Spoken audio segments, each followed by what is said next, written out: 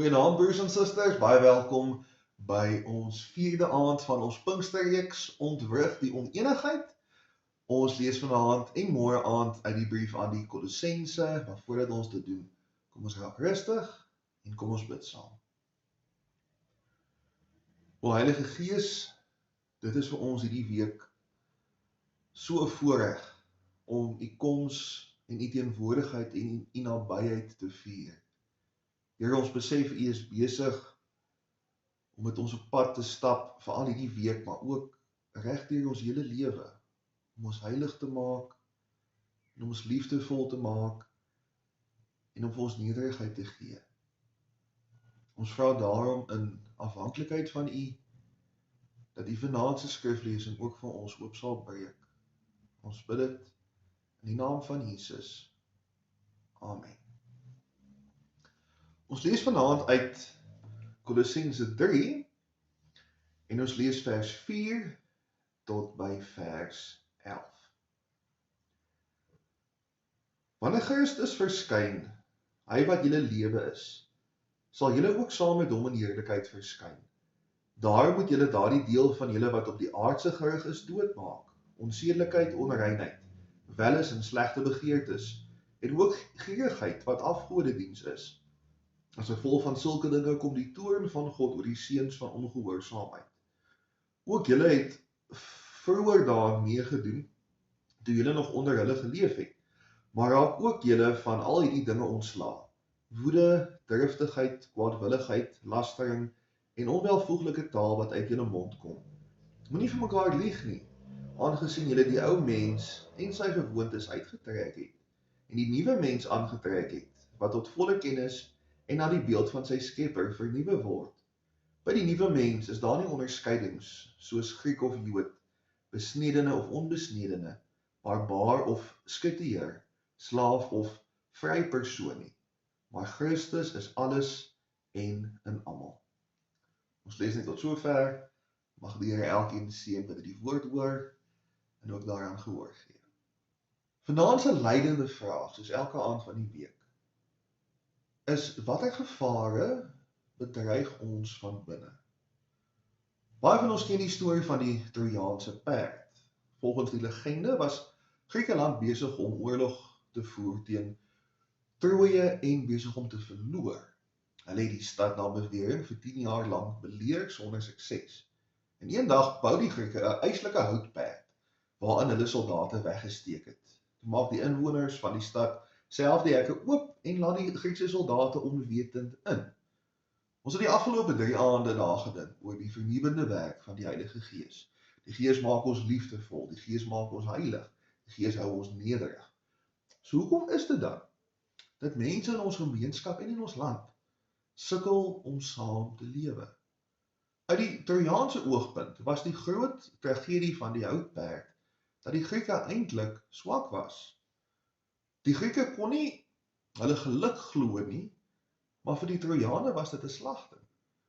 As die Trojane nie die perd laat inkom het nie, sou hulle die oorlog verloor het nie. Hulle ondergang het gekom uit iets wat hulle self verwelkom het. Baie gemeenskappe wat hulle self isoleer, sien die buitewêreld in terme van gevare. Alles en almal wat anders is as ons, het vir ons 'n bedreiging ingehou. Ons het gepraat van die rooi gevaar, die geel gevaar, die swart gevaar. Ons is vandag bang vir die samelewing wat al hoe minder gelowig word. Ons is bang vir politieke bewegings wat bots met ons waardes of ons belange, en ons is bang vir ander gelowe. Ons is bang vir godsdienstige vervolging. Hierdie oënskynlike bedreigings van buite vereis ons onderskeiding en ons wysheid. Aan die ander kant is daar meer direkte en dringende sake wat die getuienis van die kerk bedreig. Ek weet ons sal almal soos een mens voor die Uniegebou betoog tot hulle ons in hegtenis neem as Christendom verban word. Ek is seker daarvan. Ons is gereed vir gevare van buite. Wat dalk nie so hooglopend is nie, is verskynsels wat die kerk van binne af vergiftig. Ons dink aan skynheiligheid, hoogmoed, hardkoppigheid, ongeërgdheid. En nie een van hulle is knoue wat gemeentes van buite gekry het nie. As die Kolossense hoor hoe hulle die ou mens moet laat gaan, dan is dit gerig aan die gelowige Kolossense. Dit word nie geskryf aan die mense buite die gemeente nie, maar juis aan die kerkmense. Ja, daar is die Romeinse Ryk, die Fariseërs, Sadduseërs en die filosowe van buite, maar as hulle 'n sterk basis van binne skep, as hulle mekaar liefhet, dan is hulle koelvas. Dis baie moeiliker om na ons eie tekortkominge te kyk as na die van buite, juis oor trots. Ons het gisterand ook daaroor nagedink. Dis maklik om daardie goddelose heidene se swakpunte uit te wys. Dit vat baie meer van ons om te erken waar ons kan verbeter. Dit wat gemeentes en gemeenskappe vergiftig, kom nie in 'n ooglopende gevaarlike houer aan nie. Daar's nie 'n skedel op die pakkie nie. Dikwels lyk dit eintlik vermom as iets moois, as goeie eienskappe. Niks van die sondes wat ons skriflesing noem, is direkte botsings met die 10 gebooie nie, né? Dit klink duidelik verkeerd, maar dit is 'n soort van tegnies morele grys areas. Onsedelikheid, onreinheid en welis is tegnies nie altyd egbreek nie. Tog is die beginsel van die 7de gebod getrouheid. Woede en kwaadwilligheid is nie om moord te pleeg nie, maar dit dring steeds in teen vrede.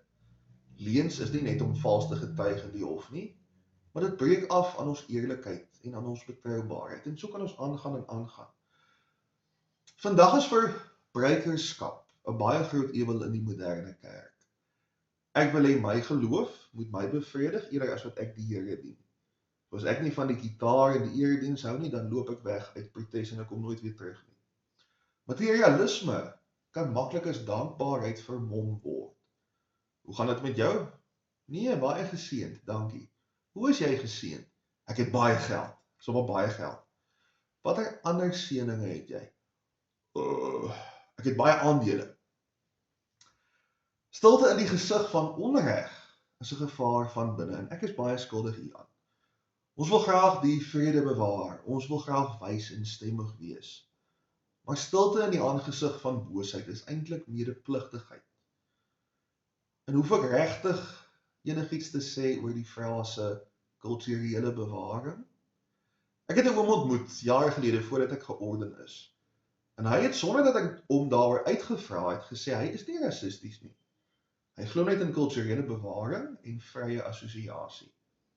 En wat ek moes doen, wat ek tot my spyt nie het nie, is om hom te vra presies wat hy bedoel. Sal hy iemand terug antwoord wat met hom in die koöperasie kom gesels, as hulle dan nie Afrikaans praat nie? Ek dink ek weet wat die antwoord is. Net omdat ons iets 'n sagter naam gee, beteken nie dit raak minder giftig nie. Nou wat staan ons te doen? Kom ons sê die Trojaanse houtperd is nou klaar by die hekke in. Wat nou? 'n Liefdevolle, gehegte gemeenskap begin nie by die parlement of by die synode nie. Ons het een van die beste grondwette in die hele wêreld. Die kerk sê al vir dekades lank ons wil versoen, ons wil met vrede leef. Ons gaan nie met verklarings of vergaderings kan herbou nie. Dit begin in die hart. En in ons harte is die Heilige Gees klaar aan die werk. Maar dan moet ons die proses toelaat. Ons moet God se droom van 'n genadige en liefdevolle mensdom wil gryp. Kom ons kyk hoe Kolossense 3 die proses van geestelike vernuwing beskryf. Maak die sonde dood, stap 1. Met ander woorde, sleep die Trojaanse perde uit. Bekering is nie net om in Jesus te begin glo nie, dis ook om ons gedrag aan te pas. Ons kan elke dag bekeer word, want ons kan elke dag nader aan die gedrag van Jesus kom. Gisterand het ons gesê, ons is nie ons eie afgode nie, Jesus is ons koning. Stap 2, ons trek die ou mens uit, wat net hulle eie begeertes navolg. En dan stap 3, ons trek die nuwe mens aan. Dan maak ons onsself oop om gevorm te word deur die Heilige Gees. Dan in die 4de plek, dan woon ons in 'n wêreld sonder skeidings, waar almal in die liefde van Jesus ontvang word. God is lief vir die moeilikheidmaker, vir die papbroek, vir die rigtinglose, vir die suurknol. Hoekom? Want God is liefde. Maar hoekom moet die verandering altyd by ons begin? Hoekom moet ons altyd die minste wees in 'n wêreld wat sê, jy mag eintlik nooit die minste wees nie? Ek het gaan loer, hoe lyk die oefenprogram van 'n professionele rugbyspeler?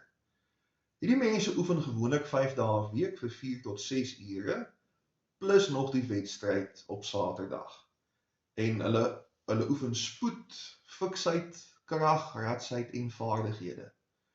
Meeste van ons sal in die hospitaal beland na 'n maand in die Springbokke se oefenkamp. Ek sal op dag 1 'n hartaanval kry en dood. So hoekom oefen hierdie mense hulle self so besimpeld? Hulle doen dit want hulle speel rugby vir 'n lewe en ons hoef nie. Hoekom moet ons dan geestelik harder op onsself wees as op die wêreld daar buite? Want ons is die volgelinge van Jesus. Ons is die mense in wie die Heilige Gees woon en werk elke dag. Ons het mos natuurlik meer van 'n verpligting om Jesus te volg as iemand wat hom nie aanbid nie.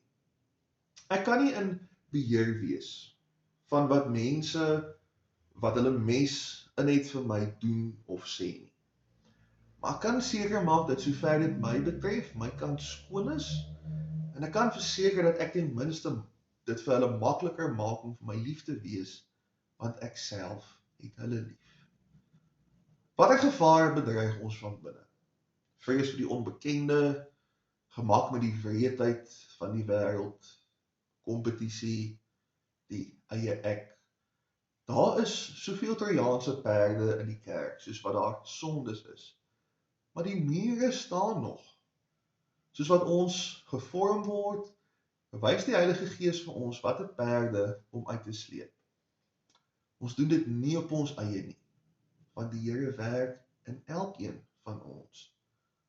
Ons moet net toelaat dat dit gebeur. Amen.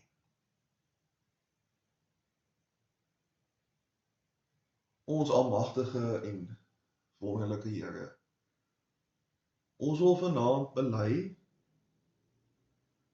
elke keer as ons ander mense meer veroordeel het, as wat ons self ondersoek gedoen het.